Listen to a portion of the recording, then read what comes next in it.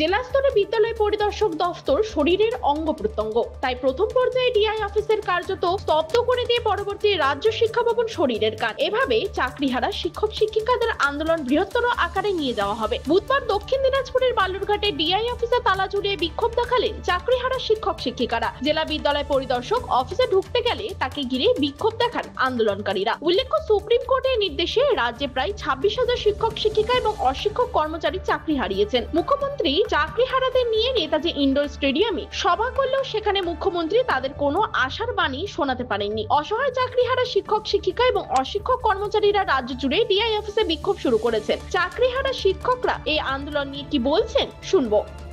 DI অফিসের মাধ্যমে বা ডিআই এর মাধ্যমে আমরা সরকারের কাছে পৌঁছতে চাই, আপনারা যত তাড়াতাড়ি সম্ভব এই জায়গাগুলোকে ক্লিয়ার করে আমাদের সসম্মানে এবং স্যালারি চালু রেখে আমাদেরকে আমাদের জায়গায় ফিরিয়ে দিন। আমাদের একটাই দাবি, আপনারা কিভাবে লিস্ট বের করবেন, কোথা থেকে বের করবেন সেটা আমরা খুব ভালো মতোই জানি যে এই ওএমআর এর শিক্ষকদের আন্দোলন নিয়ে রাজ্যের আইন শৃঙ্খলার অবনতি হবে। সরকার দ্রুত পদক্ষেপ গ্রহণ না করলে আন্দোলন নিয়ন্ত্রণের বাইরে চলে যাওয়ার আশঙ্কা করা হচ্ছে। দক্ষিণ দিনাজপুরে বালুরঘাট থেকে বাপ্পা হালদারের রিপোর্ট, টাইমস 14।